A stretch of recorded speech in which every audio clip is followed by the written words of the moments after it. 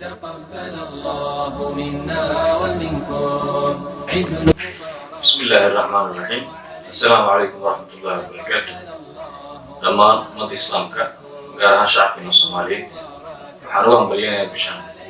barakeysan ee Ramadaan in Ilaahay si wanaagsan oo khayrku ku leeyahay amal wanaagsan oo waxaan Ilaahay ka rajeynayaa bishan Ramadaan ee aan soo soomay fadligeeda iyo khayrkeeda barakadeeda Ilaahay nasiyo acmaash wanaagsan aan soo sameynayna naga aqoon runtii maanta waxaan joognaa waxay tahay bishii Ramadaan dhamaadkeedii oo ay maanta ku dhamaatay berritana ay inoo tahay insha Allah marka sidaas awgeed waxaan dhammaan ugu hambalyeynayaa in maaragtay farxad iyo barwaaqo iyo bashbash ay ku ciidaan dhab ahaantii xaaladda lagu jiro markii la qiimeeyo oo ay ka duwan tahay ciidihii hore oo sanadkan uu soo kordhay cudurkan caabuqa ee COVID-19 ummadda iyo shacabkii kala geeyay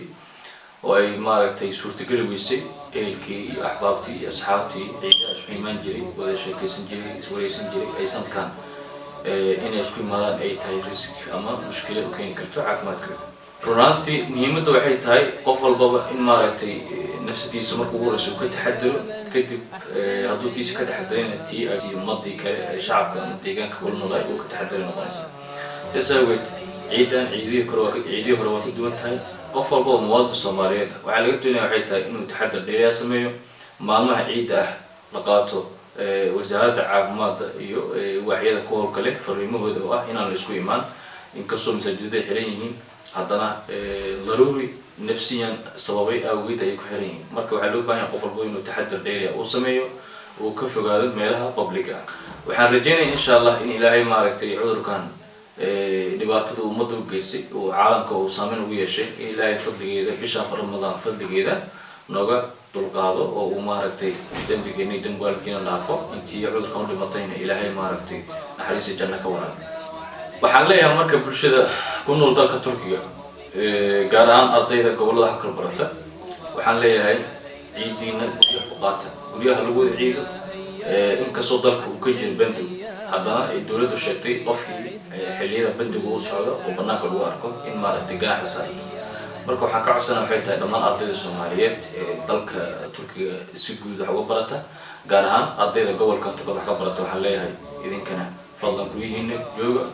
guryihiina ku ciida insha Allah ciido badan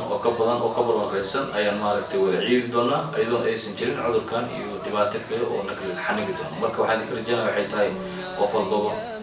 inuu taxadar sameeyo awaamirta dawladda u hoggaansamo sidaas awgeed waxaan ka codsanayaa waxay tahay marka ardayda inay guryahooda wada joogaan oo maaragtay banaanka loo soo bixin awaamirta dawladda u hoggaansamaan farxad ciid insha Allah sanadkan guryaha lagu qaato waxaan Ilaahay ka rajeynayaa ciido badan Ramadaan badan cibaadado badan inaan maaragtay ku qaadan doono si wada jir leh kalgacal leh maxabbo leh walaaltinimo insha Allah sanadkiisa kale bashbash iyo barwaaqo Allah noo gaarsiiyo waxaan idin leeyahay mar kale عيد مبارك. أحلى الأيام يا ربي أعدها كل الأعوام أياما أحلى الأيام يا ربي